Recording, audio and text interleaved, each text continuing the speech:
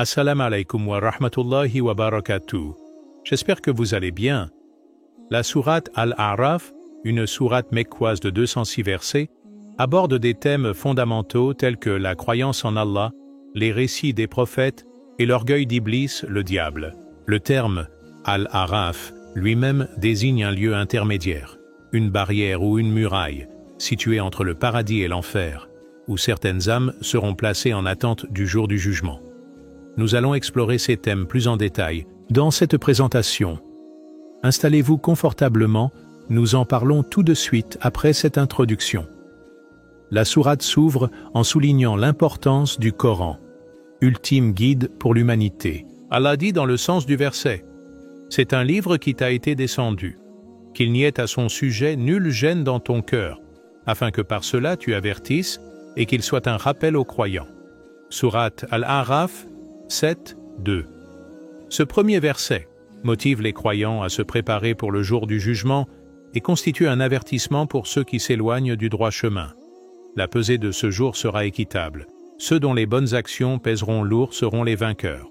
La révélation divine à travers le Coran est donc un guide indispensable. Le négliger mène à l'égarement, tandis que le suivre conduit à la réussite.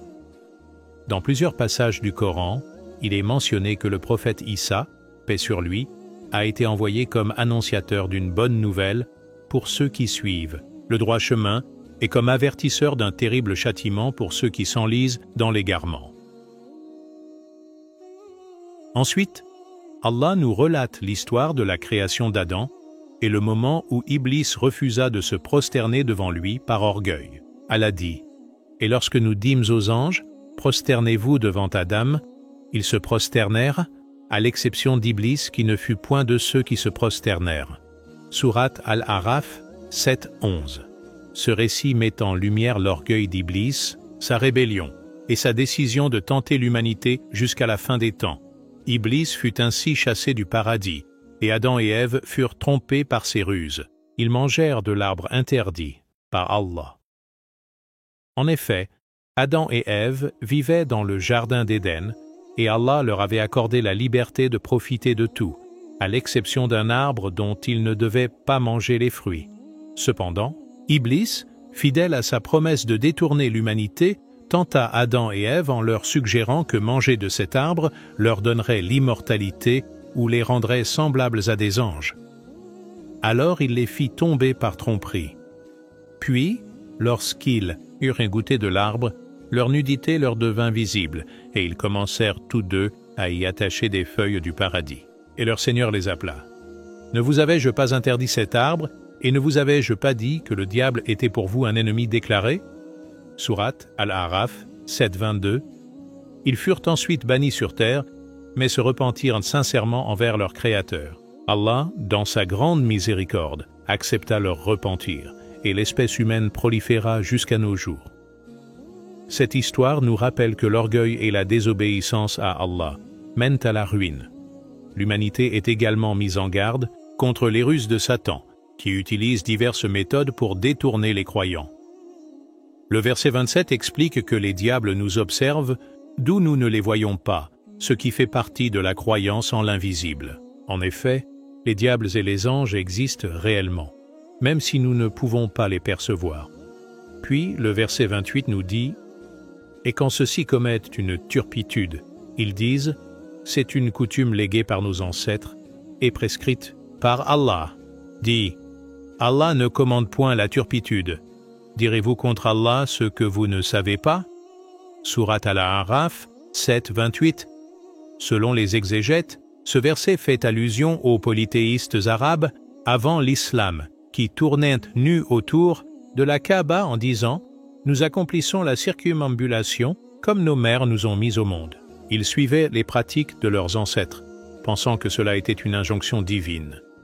Mais Allah clarifie la situation en disant qu'il ne commande point la turpitude.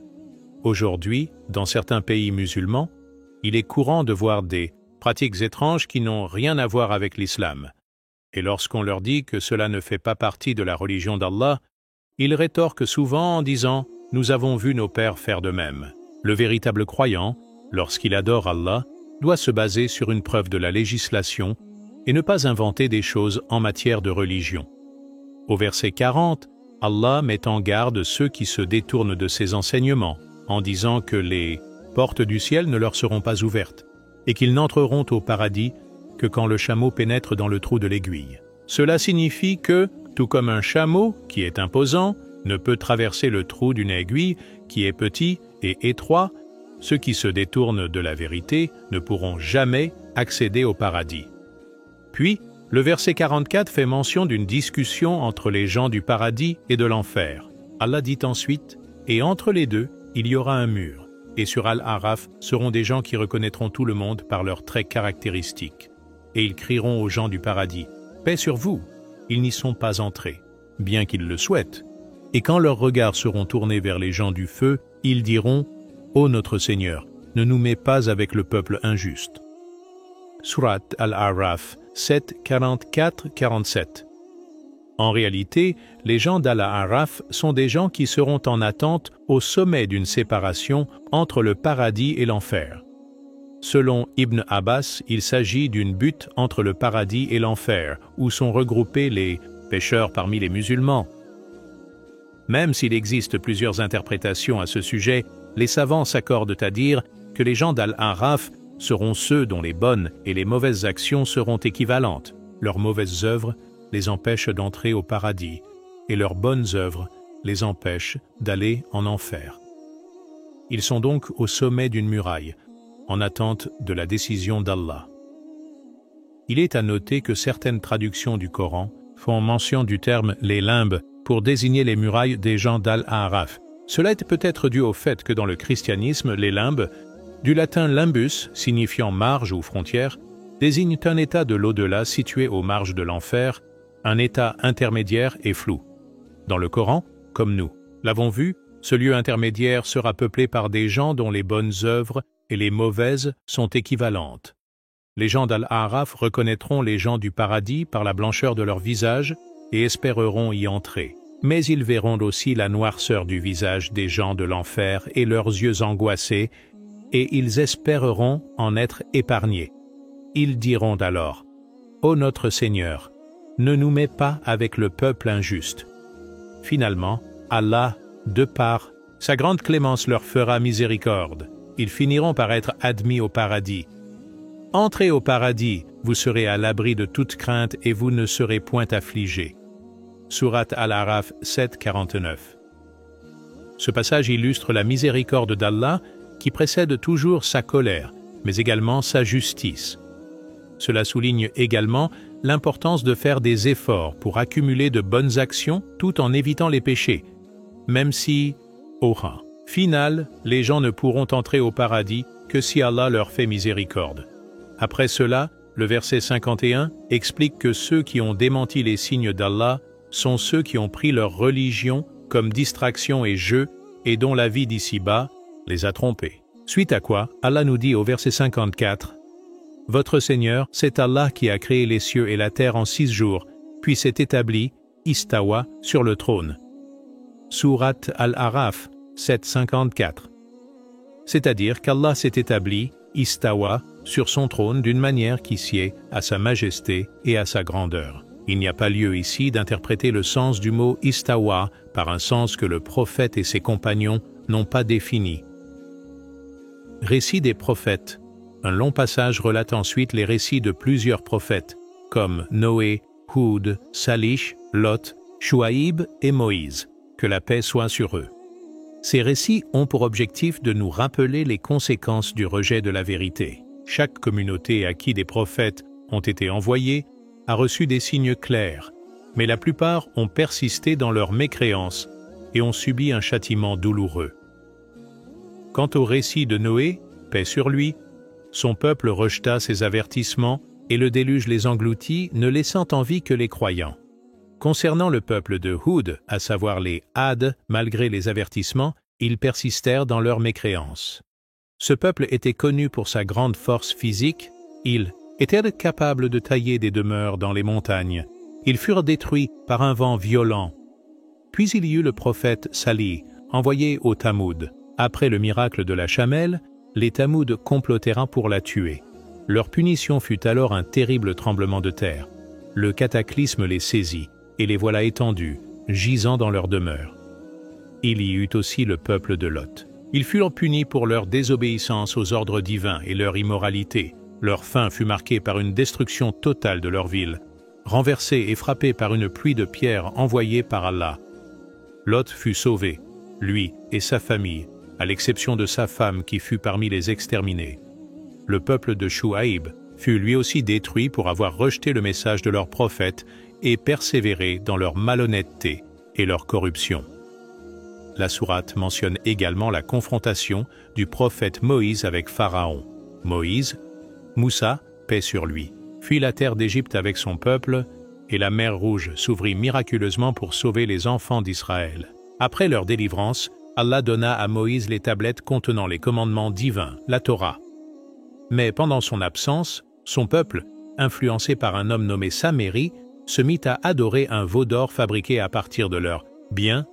À son retour, Moïse les réprimanda sévèrement pour leur idolâtrie. Le veau, comme divinité, bientôt tombera sur eux de la part de leur Seigneur une colère et un avilissement dans la vie présente. Ainsi rétribuons-nous les inventeurs d'idoles. Sourate Al-A'raf 7, 152. C'est un récit qui m'a toujours interpellé. Comment des gens qui ont été délivrés du joug de Pharaon, qui ont vu la mer Rouge se fendre en deux sous leurs yeux, peuvent-ils, quelque temps après, transgresser les commandements divins? C'est le summum de l'ingratitude, n'est-ce pas? Pour connaître avec précision l'histoire de chaque prophète en profondeur, n'hésitez pas à revenir à ma playlist L'Histoire des prophètes, disponible sur la chaîne. L'histoire de ces prophètes met en avant l'importance d'écouter les avertissements divins et de ne pas persister dans le mal sous peine de subir de terribles conséquences en ce monde et dans l'au-delà. Au verset 158, Allah nous rappelle que l'islam est une religion universelle en disant « Dis, ô homme, je suis pour vous tous le messager d'Allah, à qui appartient la royauté des cieux et de la terre. » Sourate Al-A'raf 7, 158. Alors, au verset 175, Allah nous dit « Et raconte-leur l'histoire de celui à qui nous avions donné nos signes, et qui s'en écarta. Le diable donc l'entraîna dans sa suite, et il devint ainsi du nombre des égarés. » Sourate Al-A'raf 7, 175. On rapporte qu'Abdallah ibn Mas'ud a dit qu'il s'agit d'un homme parmi les enfants d'Israël nommé Balaam ibn Ubar. C'était un érudit qui appelait les gens à suivre la religion de Moïse. Mais lorsqu'il fut envoyé pour prêcher au roi de Madian, ce dernier réussit à le corrompre en lui offrant des biens et des richesses. Il apostasia donc de la religion de vérité et devint ainsi du nombre des égarés. C'est notamment l'avis de plusieurs pieux prédécesseurs.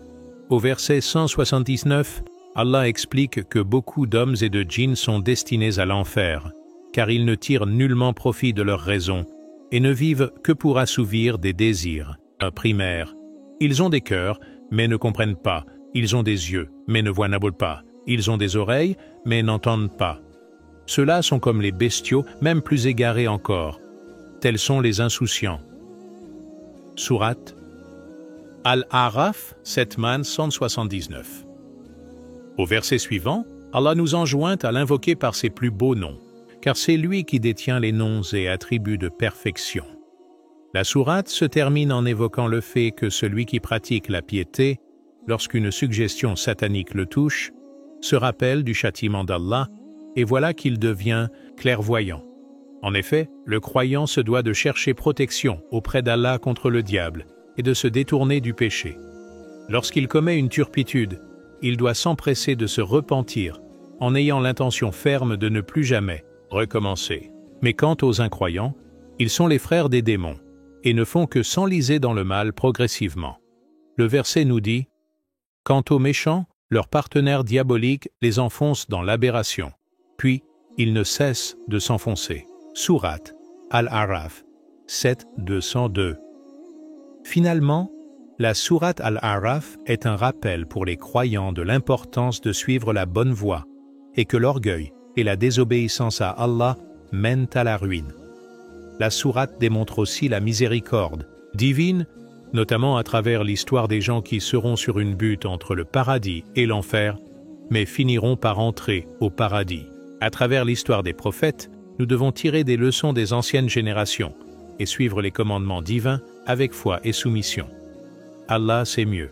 N'hésitez pas à vous abonner afin de ne rien manquer des prochaines présentations.